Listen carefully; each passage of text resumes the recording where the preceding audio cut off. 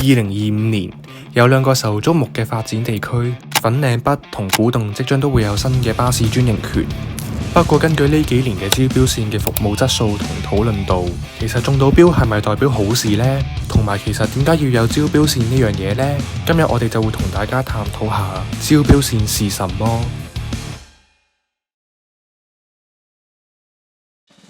其實咁多年嚟，我哋成日都會聽到招標線、地區招標線、專營權，其實呢一啲到底係乜嘢嚟呢？喺1933年，港英政府喺批出中巴同九巴嘅專營權嗰陣，當時呢兩間巴士公司都曾經擁有佢哋服務地區嘅獨有經營權。意思即係巴士公司擁有專營權轄下地區嘅巴士專利權。不過因為90年代中期兩間巴士公司嘅服務水平參差，唔少聲音要求取消地區專營權。之後港英政府喺批出同延續巴士專營權嘅時候，將所有巴士公司嘅專營權改為非獨有經營權，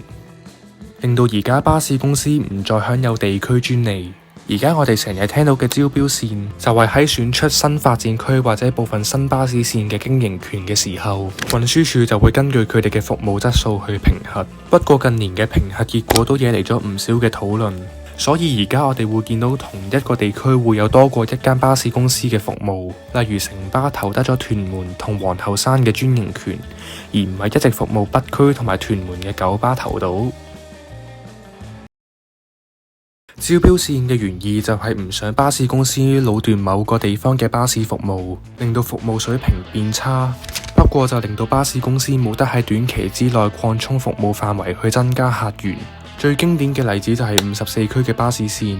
城巴4條54區出九龍同港島嘅巴士線，因為九巴反對，令到佢哋唔可以停屯門市中心。同時九巴服務54區嘅67A 都因為城巴反對而要經富泰村同新墟，唔可以直接行屯門市中心嘅嗰段屯門公路，令到行車時間增加。最後所有路線嘅客量都唔係特別好，冇得再提升服務。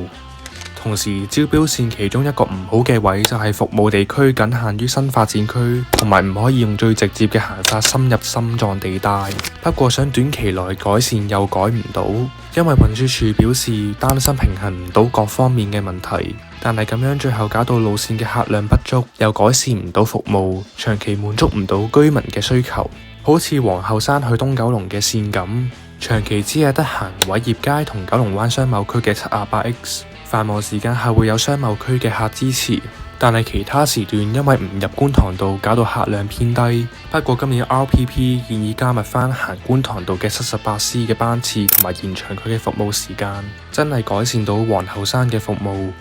但係大家會留意到一啲真係明顯改善服務嘅改動，例如開辦去尖沙咀嘅79P 同埋79X 行翻長沙灣道，都係喺開線最少2年之後先至實行到。隔離54區嘅55今年都建議增設假日嘅服務，但係都係行返觀塘道，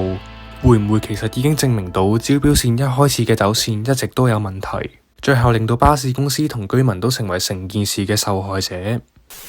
講到近年奇葩嘅招標線，我個人認為一定係安達臣道石礦場嗰堆線。唔單止定線有好大問題，傳聞連城巴都直接連標都唔入，點解會咁呢？其實明眼人一睇到個走線都會覺得好奇怪。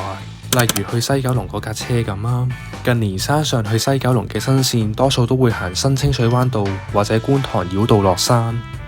但係呢條安北去西九龍嘅線竟然係行曉光街落山，仲慘過行秀茂坪道嘅213X。唔止添啊！呢條線竟然係亞皆老街直插大角咀，再行深旺道、聚魚道同海壇街返去深水埗。講真，除咗觀塘山上客同九龍區嘅短途客之外，我真係諗唔到安北同秀茂坪點解要搭呢架車出旺角。要快嘅話，一早都搭咗架鑽石山車落鑽石山轉地鐵啦。雖然其他線都好似正常，不過睇返之前安達臣道嘅招標線，大家都唔係對呢一批線好有信心。而今年嘅招標線地區分別有5條服務古洞發展區同埋3條服務粉嶺北嘅巴士線。我個人就覺得比以往嘅招標線嚟講算係正常翻少少，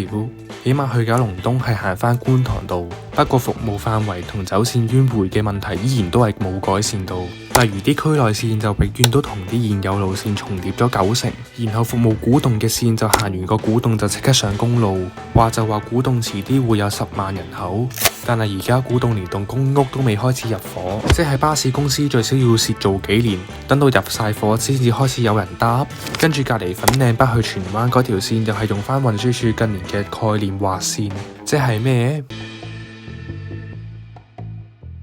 運輸署又想推條線上青沙啦，雖然時間上唔算差好遠，而且又做到粉嶺直達葵芳嘅客，但係幾棟公屋加埋聯和墟有幾多客，我諗大家心中有數啦。唔好唔記得聯和墟本身已經有架 278A 去荃灣同葵涌，大家可以期待下兩條線可以點樣有良性嘅競爭嘅。